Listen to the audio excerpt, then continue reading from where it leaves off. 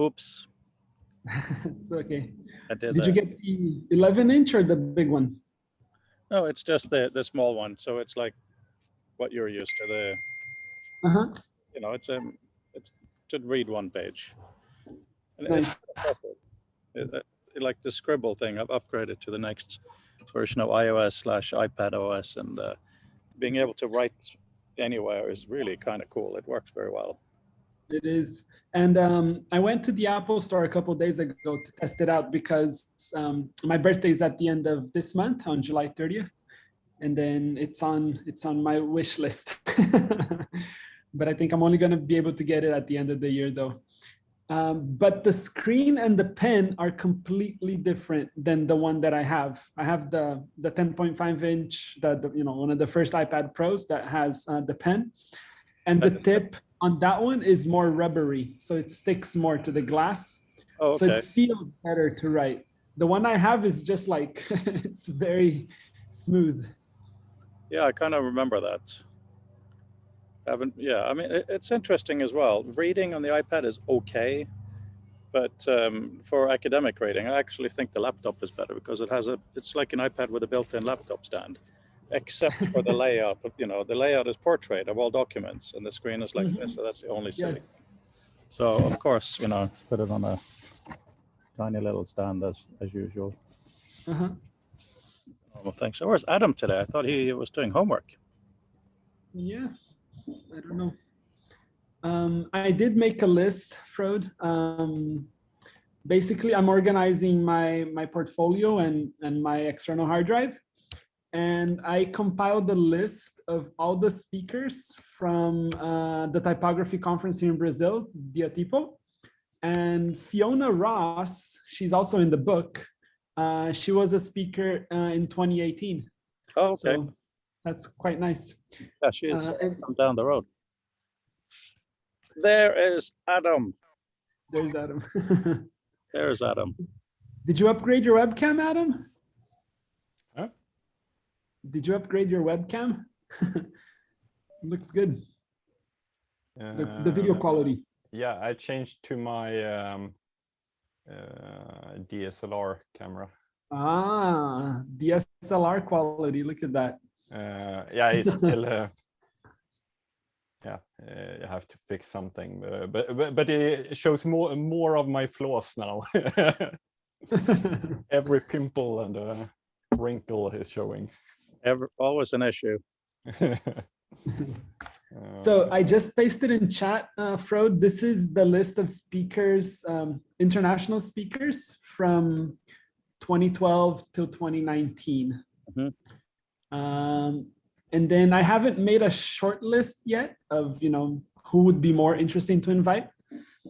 And then there's also a list of the Brazilian speakers, which it's in 3 different. I think you should feel free to go for quite a broad list. I went through universities in Singapore today to invite digital humanities people. And it's hard unless you have kind of an introduction. Most people won't even read the email properly, So let's just try for a few. And here, let me send a picture. This screenshot. Oh, okay. So this screenshot has the screenshot I sent has a list of all the speakers from Brazil and internationally. Okay, cool.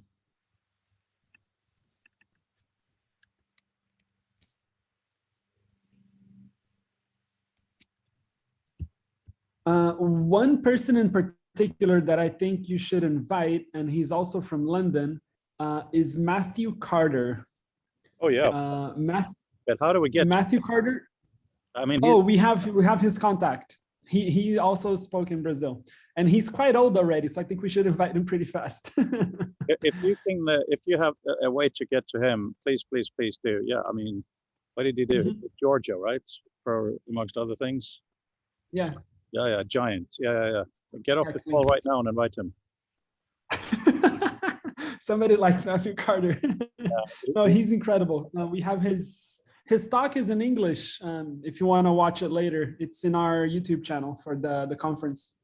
Would love to.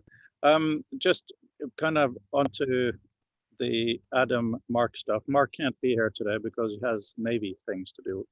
But Adam, do you want to show things today? Yep. Did Mark send you the link to the uploaded? He uploaded it to his web server. Don't think so. Have you seen it? Or Just show us. Do you have it? He sent it to you, right? let's see. Yeah, he did. Give me a second, and I will find it, because I'm at a different computer now, and I managed to put my earphones upside down. I noticed. While you're doing that, I want to tell you about my absolutely mind-blowingly huge innovation today, okay? It's super, super simple, but it's really, I'm so excited I can hardly survive. And it's relevant to exactly what you're going to show now, Adam, and that is, as you guys very well know, here's, just wait for Alan to connect with audio and video. Then I'll continue. Hi, Alan. Sorry about that. Sorry for the interruption. No, that's Hey, cool. Alan. So, I was just going to say a really brief thing, and then Adam's going to show us what he's been working on this week. But the really brief thing, I think it's an absolutely huge thing, but it's super tiny, but you guys will get it. So you know how in Author, you can select text and do Command D to define it, and how we have the concept map and all of that, right? So I've been thinking, like you guys have, a ton about annotations and note-taking. And then there was somebody in our community, for the second now, I can't remember who it was, I'll credit when I remember, who wrote a Twitter thing about how we shouldn't annotate too much, we shouldn't write too many notes. And it struck me as being really refreshing, because as Mark Anderson also says, a lot of these systems is all about piling as much stuff in as possible. So I then thought about, when you're in Reader, not Author, but in Reader, come across a term, you also there do Command D. So if you want to make a note, you have to select the text you want to make a note about and define it. So you have to write, you have to spend a little bit of brain on what it is. And then it goes into the whole ecosystem and it's already connected. I think that's super exciting. Is it shared by different people? Like, can multiple people chip in on a definition, or is that part of your? The system, as I've thought about it, is even simpler than that. It is really for one person. But I was wondering for a while whether that person should be able to have different subjects if it's university students. But I decided no, because if you learn a concept in one field and it relates to another, that's not a bad thing. Yeah. Anyway, on that point, I also like the how you can define things based on the context it is inserted, because usually on definitions, sometimes you can have very long definitions and you don't need the whole complete definition of something. You need it contextually, and contextually makes it smaller and nicer to understand for that specific piece. yeah, You do have to address terms that have multiple contexts attached to them. Like integral means something completely different in calculus than it does in social sciences. but remember, this is not a dictionary, it's a glossary.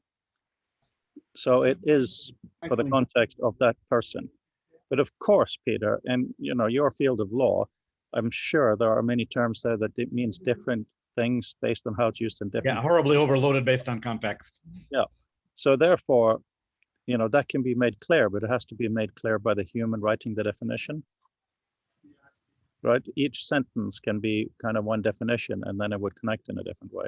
So I'm hoping when Adam comes back visually to share screen with us, the whole thing of, I think you were alluding to also, Raphael, that when you do this to define, it also takes the context of where you got that from originally to help you with that context. So what Adam is working on with Mark's data set, it would be really very fascinating to see how these things go together. Adam, are you still there? Cool. I'm there, but I'm trying to get my because I have a completely different computer now to set up. So while Adam gets set up, I think maybe we can talk about the new update that Notion has implemented, and it's called Synced Blocks. So they just brought transclusion to Notion. Fun fact: they had transclusion like from day one, and they turned it off. And I like spoke with their team, and I was so like, why? But nobody got it. But okay, continue. Yeah, but it's nice. It's like a simple implementation that it's for smaller blocks. And I mean, you could have a Notion page of, you know, hundreds of little synced blocks, but I think probably a future implementation of this would be of, you know, a whole synced transcluded page and not just paragraphs of small pieces of text. The blog post is nice, and the way they both That's awesome. and say it's slightly different, which always helps. So, you know, he can't complain that it isn't exactly what he said. Yes. So that's cool. Yeah, they also mention Christopher Alexander, which is cool. Yeah, Notion. Those guys were well ahead of Rome and Obsidian, following the same line of thinking. And I think that they either started out too ambitious, or they had these features that are the kinds of features that we're talking about now, but nobody understood it. Or there'd be little things like you couldn't see which version you were working on in your transclusion, et cetera, or how, you know, how many links it had. And so it's good to see them getting back to it. That's a big thing right there. Yeah. Well, while Adam's getting set up, maybe just a placeholder. So for I love the point that you made about and agree that, you know, too many notes are probably taken. And I almost from a philosophical, I'd like to unpack that more at some point, because you can jump to an assumption that therefore there should be fewer notes, or notes should be more rigorous, right?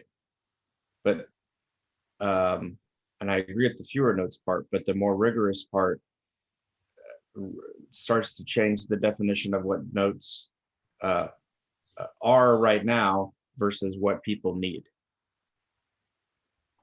Yeah, absolutely. And the big issue, you know, I'm not comparing myself to Notion, but the thing about people being ready for the different concepts is also means we need to be ready for the different concepts. And with this thing of you come across something either from a person, from a document, or from your own head, where do you put it so that you can find it? That is, of course, what we're looking at. Exactly. Yeah. Yeah. So I'm not saying it should preclude other methods. I'm not saying people shouldn't write in the margins. I'm not saying they shouldn't highlight. I'm not saying if you want to, you shouldn't be allowed to write in a different notebook. Because Peter said something quite brilliant last meeting. He said that, yeah, it was also Peter and I believe Adam saying that there should be different levels. So if something's really important, you know, you put that special. And if you put other notes, they're a bit throwaway, that kind of thing. Right. Or even like an outbox instead of an inbox of something that you know is important, but you don't know how it's important. So it needs to connect to something else that isn't inside of the document. Yeah, so I mean, exactly. So the Notion I'm looking, the Notion, there you go. I'm looking at here is quite simply, in order to learn, we need to connect the new stuff with what's in our heads. That's kind of the basic point, right? So we have to decide what affordances are tools and what workflows they will support in order to do the balance between not overloading us, like literally reading everything on paper. We're going to be a bit digital, but at the same time, not taking the work away from us and just being shoveling everything or making a knowledge graph for us that's amazing to look at, but we haven't actually got anything into our heads from it. So moving between these extremes, I think, is fascinatingly interesting. Adam, are you ready? You're unready and muted. Yeah, I'm muted. Apparently, I had to restart Zoom to allow screen sharing. Oh, okay. let's see here. See, Alan, So, just to give a bit of context, Mark Anderson took all the papers from ACM Hypertext and made the citations good and nice. And Adam has taken that into visualizations where you can go through the library and look at how things are connected. Basically, citation mapping, which is an old idea. It's been done in many different ways. But what Mark has done is provided clean data for one series of conferences. And what we're also looking at is how that any future paper that has visual meta can automatically slot in. Adam, that's is amazing. this showing now? Yes.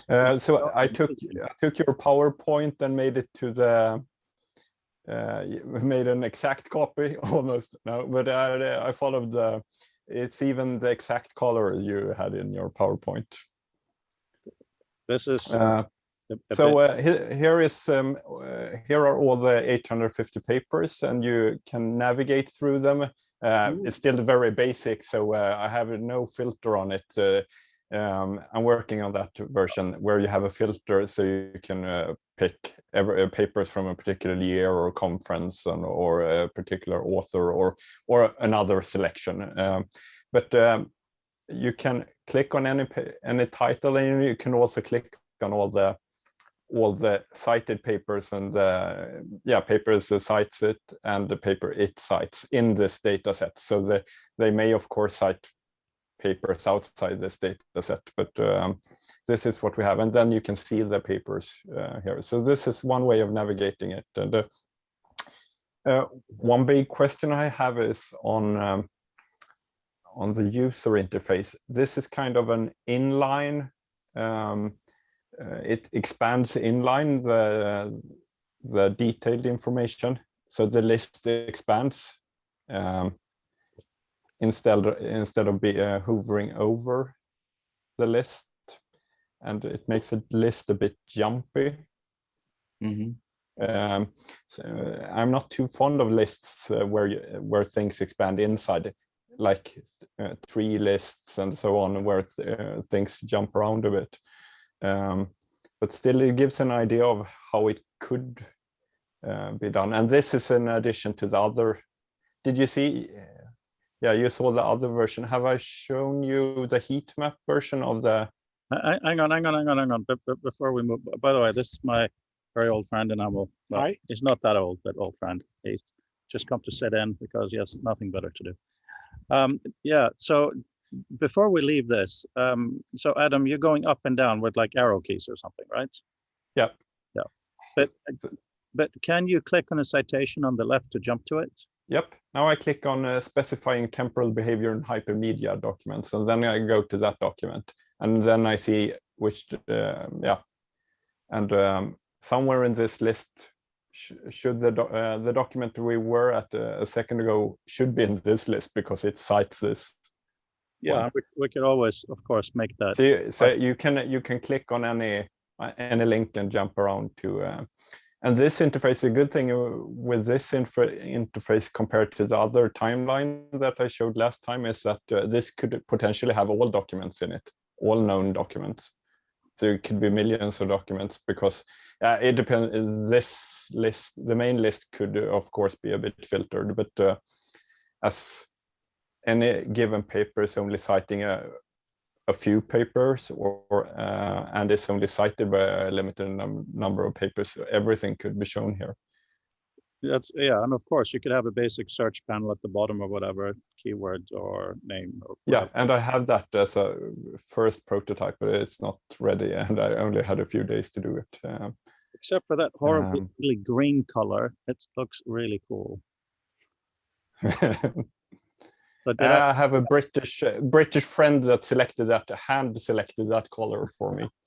Yeah, it's not British Racing Green, that's for sure. Apparently has an art degree of some sort, so it's a very good green. It does look very arty, that's for sure. Yeah, that's quite amazing. Really, really amazing. What's this? Well, first of all, anybody have any comments on this? I can send you the link. Tons of comments. Would love to get the link. And going, what is, So this is this works fully through was it Mark's is it a JSON format? Is it? It's a CSV file, so I parse that CSV file on the fly here, and so it's a table with all the papers, basic information that he has handcrafted, or he's collected it and refined it, and then also a CSV list with the connections between. So let's see here. I pasted the link so you can try it out, but it could be buggy. I haven't tried it on different platforms, but of course. So the update from this side is, and I can't remember what I said on Monday, but so we have been in touch with Hypertext 21, the organizers, and they're in principle happy to put visual meta at the end of all the papers from the conference, which will be just freaking amazing. However, the ACM external production company are having problems because they're changing templates and whatnot. So they may not be on the kind of first release. So then the question becomes, what's the canonical version and all of that nonsense?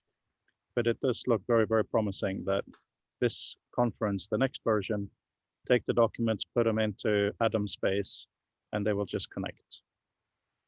So that's a pilot to see how useful this is.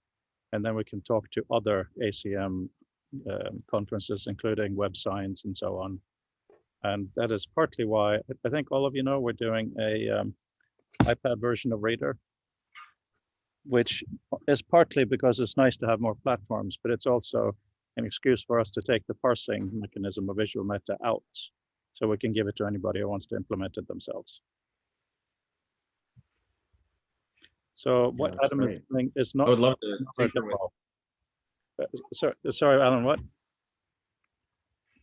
Oh, I was just I love what you put together so quickly, Adam. I'd love to tinker with the interface myself, time provided, because there's it's sometimes it's a lot easier to build than to talk about, and actually see it for yourself. You know, like specifically how to not lose your place, right? Like how do you click on something and expand something?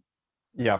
When you don't explicitly want to go to that, you know, when you still want to stay where you're at, but you just want to see what this is about, you know, what are the options there? The other version, I would see if I can get it up here. It has more of a hover, the hover on papers, so you can take a quick glance on the details for papers. And also, I imagine that it should have some sort of trail, leave a trail or history, so you can quickly go back and navigate a navigational history. So even highlighted, so you see where you come from. You could visually see a longer history of all the searches or views you have. I think that is very important. One thing I don't like about the web is that it replaces, whenever you click a link, it usually replaces the whole page. Yeah. And that is a very sad thing, but because that doesn't take account, that doesn't tap into our very good sense of location. Exactly. Yeah. If you want any, if I can be of assistance, you know, I'm happy to help. I've got some background on that, and just seeing that there's data available, and that you've made such a strong start, both of you, or the 3 or 4, brings up ideas. Anyway, great demo. Yeah, it's amazing to see, Adam. And when I first started my PhD back in, I'm not going to tell you, the first thing I thought we were going to do is work on exactly what you're working on. To find out that the documents and databases are not available was an absolute shock. So now, having been in a community where we can start going through the old data, because Mark is a bit incredible with that, and look at new mechanisms to automatically add to that, and then have the flexibility of what you're doing to be able to visualize that. Yeah, very nice. I wonder if there should be a big open database with only the facts about all the papers that exist. I think there should be. And that isn't Google Scholar or anything, not a service, but a data set. where every scientist that can participate can contribute, like a Wikipedia or fact Wikipedia, at least listing all the basics, maybe including abstract, but at least the basics of author, documents, maybe, and document identifiers and incoming and outgoing citations for a paper. That would go a very long way too. I think that would be absolutely amazing, but I can see lots of political issues and financial issues. But if we at least have author names, title, and year, that's 90% there. Yeah, that's true. Unfortunately, you know, the other 10% is where the real gold is, but I think that'll be locked in most cases. But it doesn't mean that we shouldn't try, right? So with the ACM now, we have to be, now that they've said that in principle they want to do that, I don't mind having it recorded, because the 3-letter acronym has been hidden from previous recordings. So we'll see what can happen with the production, and then we can also, once we've gone through that, talk to them about what do they want to have free and open. You know, what can we do with this? To Adam's point, I almost wish there was like a Kaggle for annotation experiments. Kaggle being the ML competition that goes on. Yeah, that one. Yeah, and they have data sets that you can use to train your model, but doing that before That's text exploration. part of the reason it's so exciting to port Reader to iPad. This is obviously the M1 iPad. Nice. Oh. It is absolutely crazy. So I'm now walking around fantasizing about what ML operations we can do. So to do machine learning operations on the data set that we have here, Adam, and integrate that directly in a way that you're reading one of the documents and you can somehow spring out into this. We really need to think big, and it's really hard to dream in this space, I think. It is. If I know what's obvious. I'm afraid I have to jump early again, back to the grind, but thank you for showing me, and look forward to the next one. Lego, you want to say bye-bye? Yeah, look forward to next time. Edgar's with this coconut water, so it's all good here. Having a mini heat wave, not like the horrible one in the northeast and northwestern America. So anyway, yeah, good to see you. Bye. Yeah, this is crazy. Adam, do you want to show the heat map one? It's a bit complicated to get it to that computer. But haven't you seen that one, all of you? Yeah, you're talking about the one where you have all the names in columns per year, right? Yeah. And you click and you, oh, okay. Yeah, yes, we have. You have I have a heat map version of that where most cited papers are yeah, they light up in red and orange and yellow, so you can see the important papers, or that at least the highly cited papers. That's cool. Very, very cool. Now, these things are internally addressable, right? So you can provide a way to have, let's say, a web link that, you know, after the question mark at the end says some kind of identifier for the paper in this, right? Yep. So that means that we can be in one view, control click or whatever, and say, show it in this different view, but this paper is still the center stage, right? Yeah. I imagine that you have a single button or a command M to get the map view or timeline view or something in. But I haven't integrated it. These are two different prototypes, but it should be that the selected paper should be we should be able to see it in different views quickly just by a button press. So if we host this in a properly open place, that means that anybody in the community should be able to make their own views, as long as they follow your, let's call them APIs, for how it fits in this. And then with the data set, anybody can make a view, right? Yep. So yours are the original canonical views, and you played the groundwork for people to experiment. Wow. Yeah, and for me, it took you about a day for each view, to a day of work, and that includes some experimentation for, of course, testing many things. So in a few hours, you should be able to create your own new view. Amazing. Mm. Peter, Raphael, you must have some thoughts on this. Remarks. Yeah, no, I love the navigation. I know it's a little bit jumpy, but I like things expanding. I think one way that I would design-wise think about it is having space between what you're seeing and the other parts. That way you have a little bit of room so that there's no shaking, no jiggling or things like that. And I think the content on the left was a little bit cropped on the right side as well. I think some letters were being cut. Yep.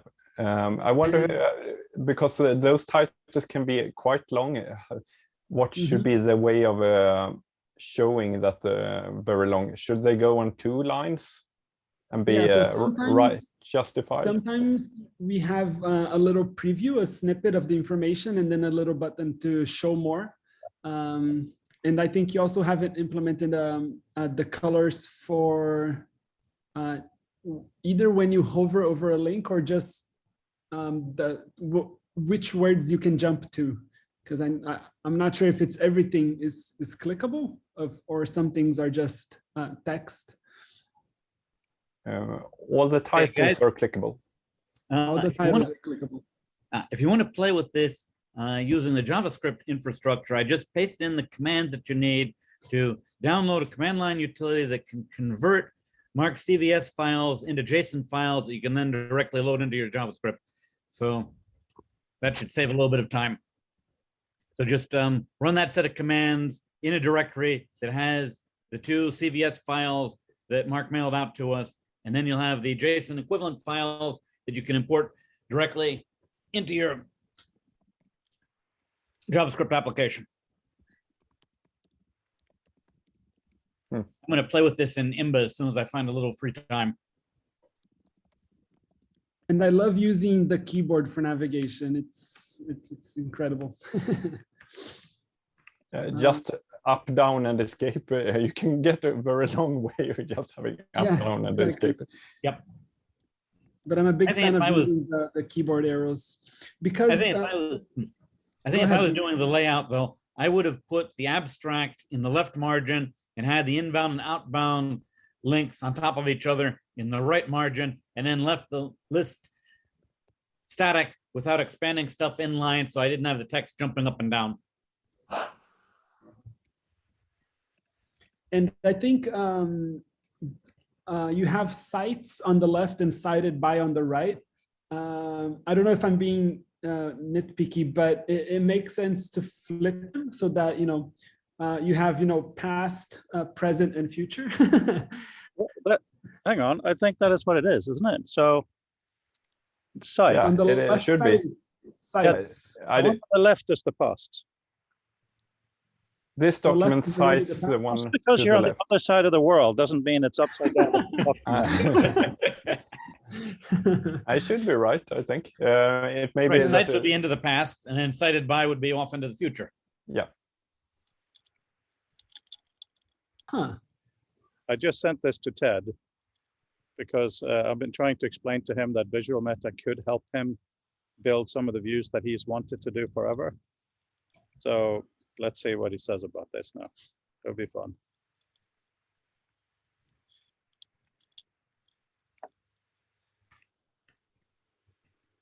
Yeah, So where should I take this, or where should we take it? I'm very open to both design and interface things. I'm working on search to narrow down the list, but we should also in a way put an order to in which order should we do these things now, or I or we.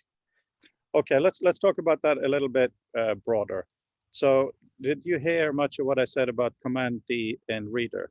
Because you were between. Yes. Not really. I didn't really get it. Okay, because I think it is central to this, because having a document viewer in and of itself doesn't do much. It has to be in a way that'll help the reader understand the content, obviously. That's what we're all working for. So the idea that I had earlier today is that we have in author Command D to define, and it goes into the kind of concept map, and you know exactly how that works. So my breakthrough for me anyway, today was to have Command D in Reader. So let's say you're reading a document, come across the word hypertext, select it, Command D, and you get the definition dialog right there. It does keep a record of where it came from, by the way.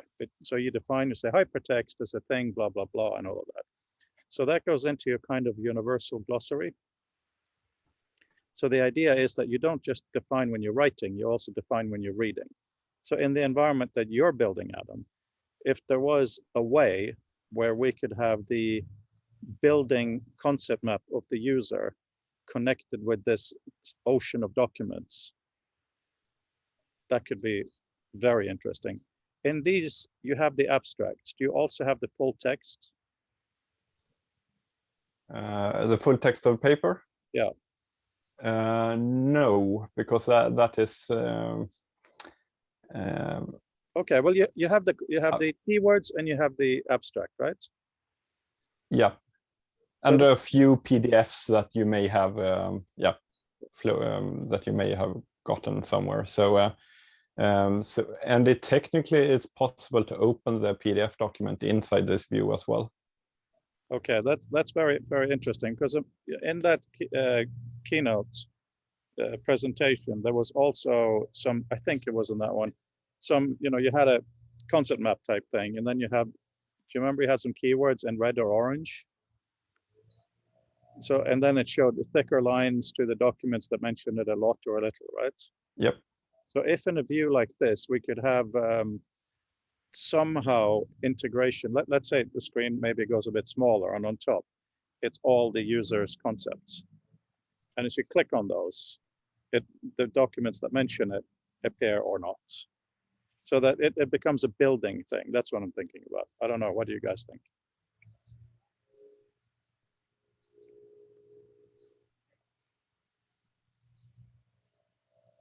I don't think I fully understood. So we would have a version of this, but smaller on top, and then in the bottom we would have the content, both PDFs and other media. The fact that you don't understand means you're paying attention. I don't understand either, but I'm just wondering, is there a way where something like what you said, you can have, you can build your concept map from anywhere? So when you're going, okay, so an early kind of 3D document thing was, you're reading a document, you do a thing, the document gets small, and you have the universe of documents behind, right? That's all very cool, and we have the tech for that here. Adam just showed that. But I'm wondering, what kind of connections are useful? A citation tree is, of course, nice and dandy, but all it really does is help you find some earlier stuff when you read it. What you really are building is a conceptual model in your brain of what this knowledge represents, right? So is there a way that as the user, reader, student, defines a few important, this is a concept worth having, and has that somewhere in this environment, then that can help constrain what documents are shown or not.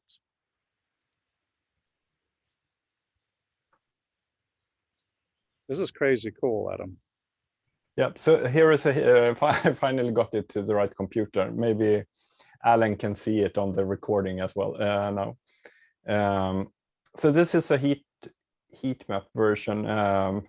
Yeah, so you see some light cyan thing here. This is this is a special list of documents you have on your computer. The colored, the orange, yellow, and red are the most cited papers. And interestingly, there are, of course, earlier papers should be more cited, but looking at this, they don't cite each other anymore. Almost only a few popular papers in the. Feels like everybody's competing. Yeah, and it's natural that the old papers get cited more, of course. But I would expect to have some sort of a rockstar paper in 2009, but they're not a single red one. I think you have a PhD right here. You know, you're showing that we're all trying to reinvent the early days and connect with the early days. It's just been fluff for a couple of decades. It really has. I'm not saying Yeah. actuality, all of it, but I'm saying that's how I think we feel as a community. I agree. You're very right on that. No, I also completely agree. I mean, the version I'm working on, it's just like a new version of index cards that accept different medias, and it's also So let's imagine. based on things on the back. One sec. Okay, come here again. Let's imagine that we are in an episode of Star Wars, right? And we go into some big, what's that? Oh, thank you. A baby, eat it. What? A jelly bean? Yeah. Sorry, everyone. I got a You jelly have to bean. chew, yeah. You have to chew it. Okay, a pink one as well. Thank you. Right. Okay, so I've taken the magic pill. Let's pretend we're in the Matrix. Forget Star Wars. So we walk into a room, and this is in AR in front of us. So what you have here, Adam, is the whole entire wall. And it's amazing. It looks exactly like this. The first question we have to ask, why in the world would we use it? Right. And then I think, do we all agree that at least an initial user is students? A student is trying to get to grips with this knowledge. Yeah, some sort of students. It depends. We are students as well, but you mean an undergraduate student, something? Not necessarily affiliated with any kind of institution, but someone who considers themselves a student of this topic, right? Yep. So then, Go ahead. no, please wrap up. No, so when I look at the screen, the heat map is great to extract information from it, but I kind of feel like this is for machines. It's not very human friendly. If I was a student and I wanted to extract the knowledge from what I'm seeing, I wouldn't know where to begin, or I would probably begin on the red ones, but then I think that would just be a snowball effect of, keep on citing whatever is already read, because those might be the most important ones. So I keep thinking on how, technology plus humans kind of work together. And when I see things like this, I feel it's more machine friendly than human friendly. Oh, I agree with you. And I think that's our challenge. But Adam, can you please point to any papers from 1987, just for a moment? So imagine that as a student, you probably want to start at the beginning, right? So let's say there's some mechanism where we can give prominence to one column over another. So let's say when you mouse over that column, that entire column stretches a bit, so it becomes more readable. Oh, yes. Yeah. So then you have, you have that, it's really hardcore focused for readability, every single thing we do. You mean some sort of fisheye thing where it becomes enlarged? Yeah. I think I can mock it up really quickly. Let me take a print screen here. And Adam, can you move your mouse on the to the white part? So yeah. Okay, let me do something here really quickly. So in addition to that, and now I'm being very cruel to you, Adam, because going really far. Imagine that this can be somehow annotated, so that I can say I want to see Mark Anderson's version of this because I trust him and his knowledge of this field. Then maybe we can have some sort of a, for the lack of a better word, star system. Or as we've discussed a few times, this is the one you should read first. This is the one you should read second. So it's kind of literally on there by somebody. What I think when I do, if I were to use it myself for learning this field, I would like to, when I see a document, I would like to add it to a list, a visual list where I see all the papers, not just as highlighting it, but also seeing it as an object, the list as an object here, which I then could send to someone as maybe as a document file or internally in the system if it's online. but at least keep for myself and annotate that list or write about that list, a line about it. Okay, I think that's really, really fantastic. Okay, please point to one of the light blue ones. Those are the ones you have on your system, right? Yep. Right. Point to one of those. So they have rounded corners right now, but just to indicate that they are the ones you have. Just point to anyone that is. Yep. Okay. Now, so in here, it would be amazing if just details first, a little more space between the lines to make it readable, but that's just me being an annoying designer. No, I want to hear that, the annoying details, because it's hard to both program and think about all the details. Sometimes you just want things, opinions served from someone who has an eye for it. Oh no, that's great. Okay, so that would be one thing that'd be great. So then also somewhere to put a star and somewhere to put a number in a sequence, like we talked about. But yes, you're absolutely right. We should also have an area for free form text where you write whatever you want about this paper, plus of course, a way to download, open it, preferably a reader if you have it. And then all of those things should go into some kind of stored and shareable way. Yeah, that would be really incredible. Because also, you know, with the zooming capabilities and what Raphael is mocking up now, a student can actually spend hours just, you know, clicking about. There's nothing wrong with that. It becomes basically a library shelf. So what I did is I just, if you look at the screenshot, on the left side would be the one you selected, and then it would open a space between that year and all the other years. And then in that center space, you would get something related to what Adam showed on the citation tree. That way you can have both of them kind of integrated, and you can either navigate it by time or by citation. You know, you can have kind of like an X and Y axis of navigation. So just to interrupt, yeah, something like that, exactly. No, well, hang on. Why is, that's not what I thought you did. Why is the mouse over bit large rather than the whole column of 1987? I could make the column bigger, of course, but I made the citation, because the citation area is the content area. But the idea, it would be to make this whole thing bigger, all of the dates bigger.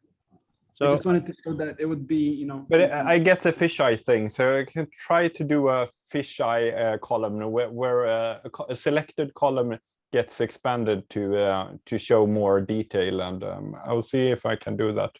Of course, it messes with the heights a bit, because the heights are indicating something, how many papers there are in a year. So if I do a larger column, it will break the diagrammatic part, but that's not too important, I think.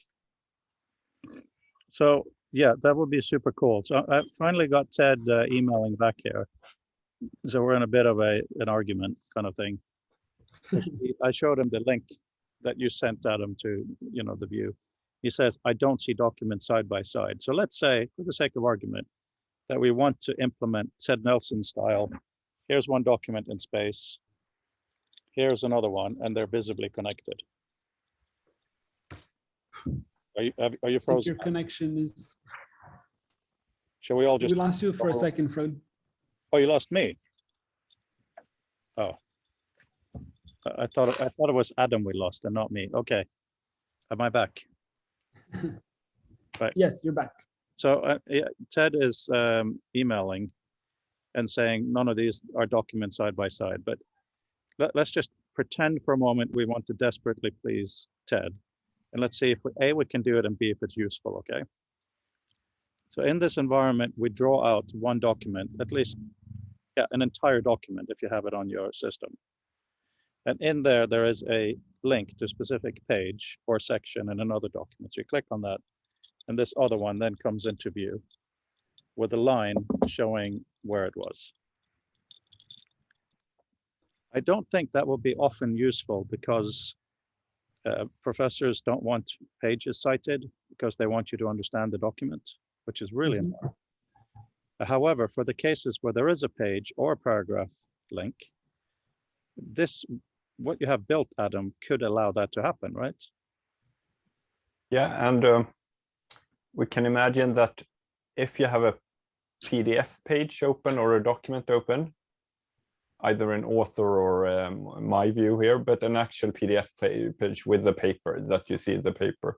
And on the right side of it, all this papers, this time I'm switching it around a bit and have the citations on the right side, because if you click on one of those papers, it opens that paper. It replaces the citation list with that paper or adds it. And then in that paper, you can see the paper's it site. So you could get kind of a trail of documents, almost like the Mac Finder. You click on in the column view, you click on a directory, and then you click on the next directory and the next directory. But the papers stay in place. They don't get replaced, or you see all the papers, the trail you have navigated through. That's interesting. So similar to that, imagine you have a document open and it's full screen, normal reading. Yep. There's a citation, you click on it, get a little thing, and you then choose to click or whatever, a little icon. That document gets a bit smaller, and whatever it cites come in from the side. And then maybe even an overlay line showing this is the bit we're citing. That's what's becoming possible now, right? Yeah, it has always been possible. People haven't done it. It has been done in some ways, but what's exciting about what we're doing here is A, Mark's history database, and B, hopefully, if it has visual meta, it will be for future, because I'm sick and tired, just like you guys are, of just demos. You know, unless you can add data to it, it's just a demo, right, guys? Yeah, and the interesting thing here is kind of more than a demo, because we have good data, so it's a real thing. If you want to learn about hypertext here, it can be useful from the start here. It's not just a demo of someone's personal notes. You could give this to someone, and they could get some value from it quite soon, I think, if we add the basics here, seeing the document, opening the documents if you have them, and a bit more of the fluid navigation between the documents, and also a good place to start here. We need that, what Rafael is talking about. When you go here for the first time, how do you get the introduction, the guide, the first guide to this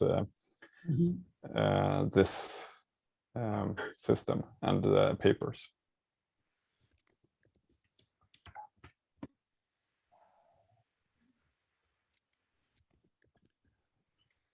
Yeah. Just thinking and looking at Ted's emails.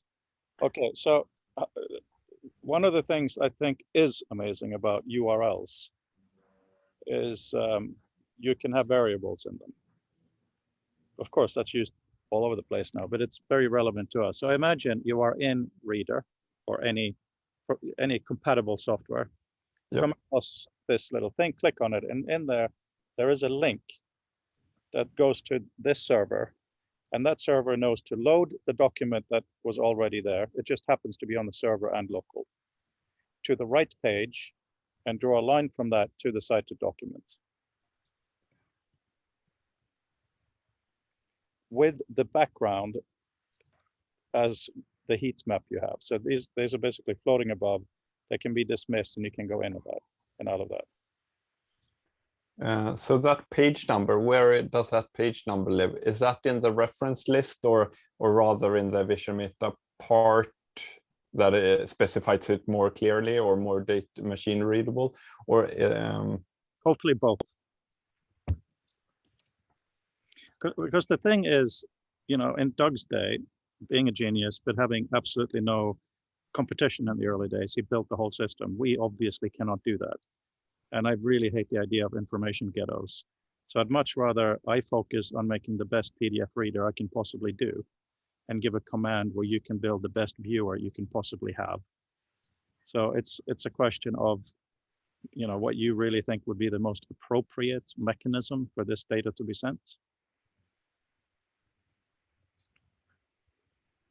Because think about it in the context of, let's say ACM gets super excited by this way of doing things.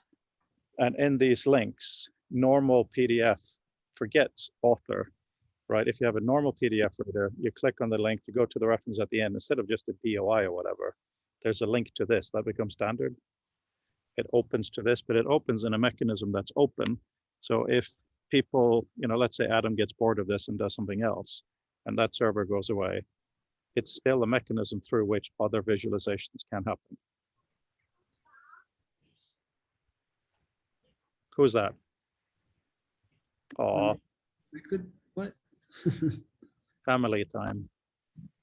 Did you like that there's pink cat today? Yeah, It's such had some icons on it. yeah, he's a bit of a fashionista. I liked it. Anyway, yeah, I do have to go soon. This is horrible because it's such a wonderful meeting, but it's things are happening here. Mhm. But why don't we just all take it as homework to make Ted happy as a use case? Because he's thought about this for a very long time, and he's someone I love and respect, but I don't usually agree with. So Mhm. the idea is that I can see many issues with his way of doing it, but I think it would be an interesting exercise to try to do anyway, to see if we can learn from that.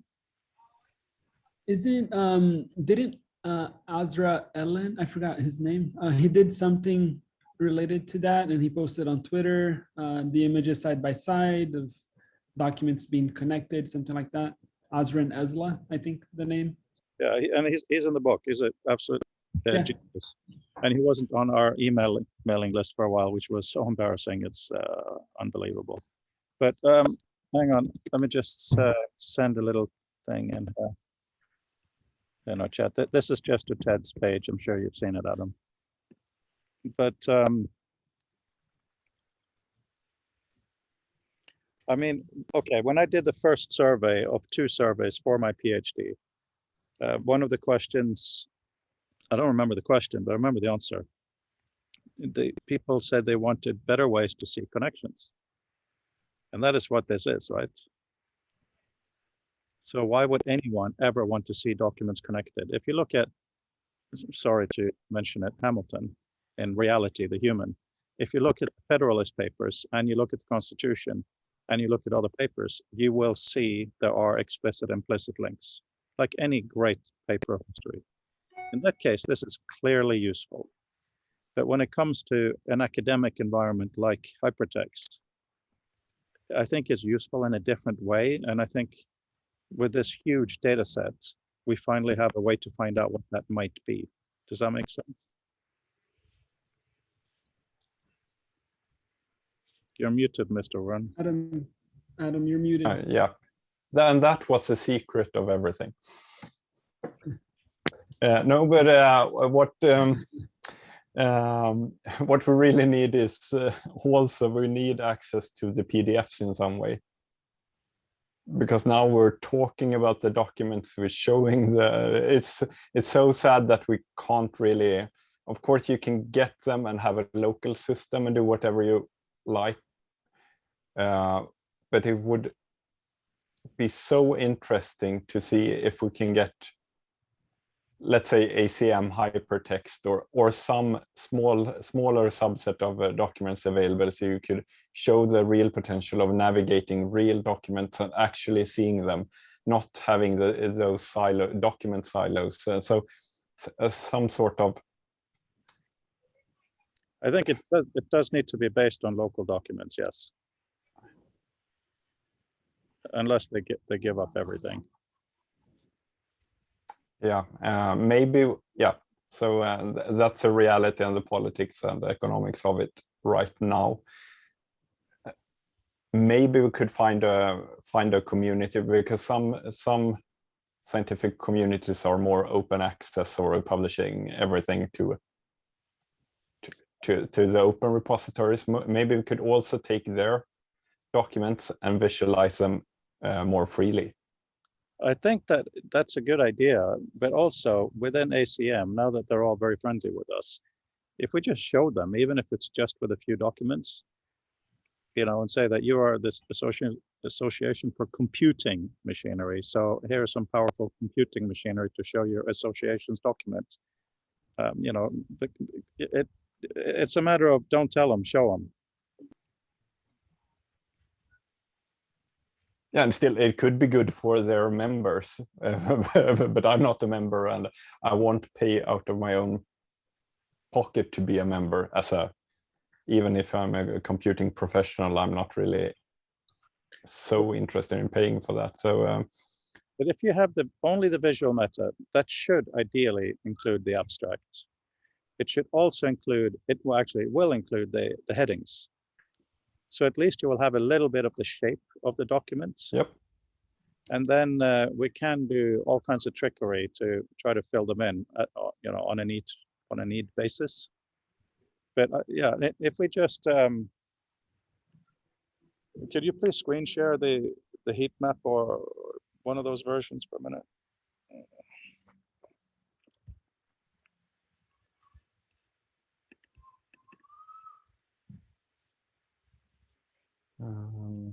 This one.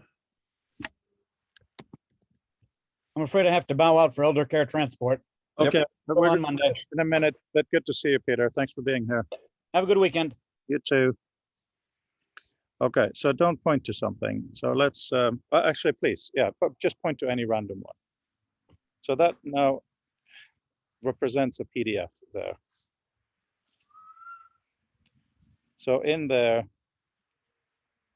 you could, of course, show this, what its citations, which you're showing in a different way, but you could show it on that block, right?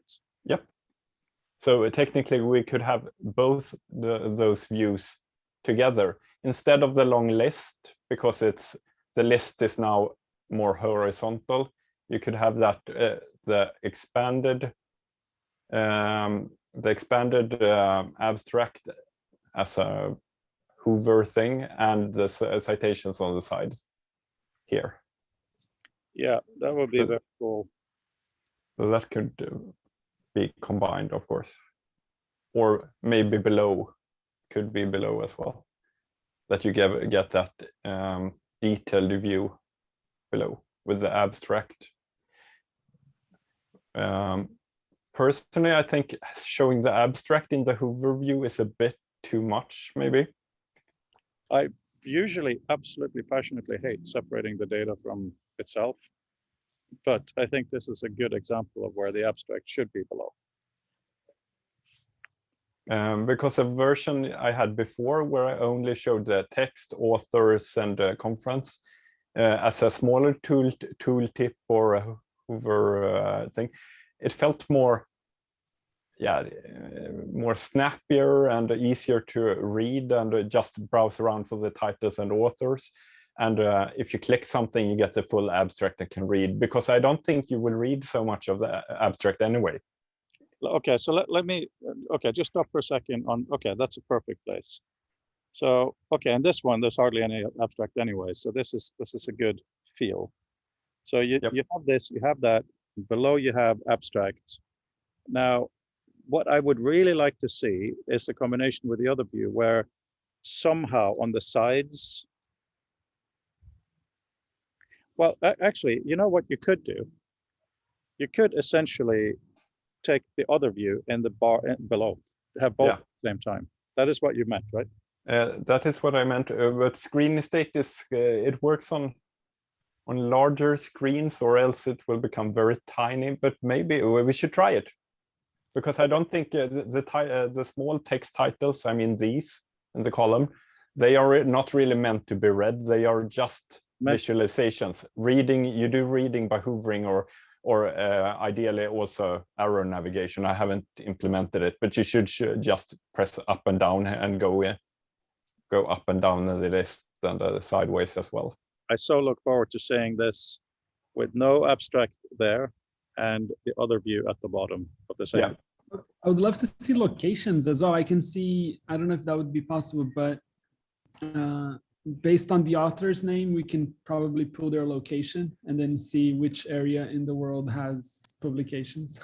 We have to talk with Mark about that. I'm not really sure how much of it he talked about it, but I don't know how much he has collected, and that varies over time, of course.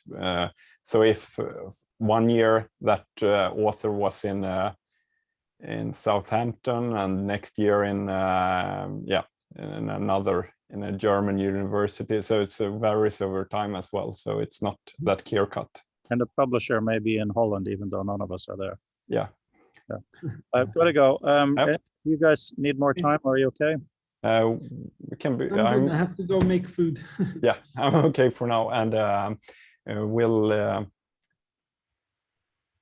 I'm heading for vacation times now, so it could be a bit more, maybe on Monday, but then I don't know really how often I can join in now and then, maybe. So we have to be a bit more. I have to be a bit more flexible on that.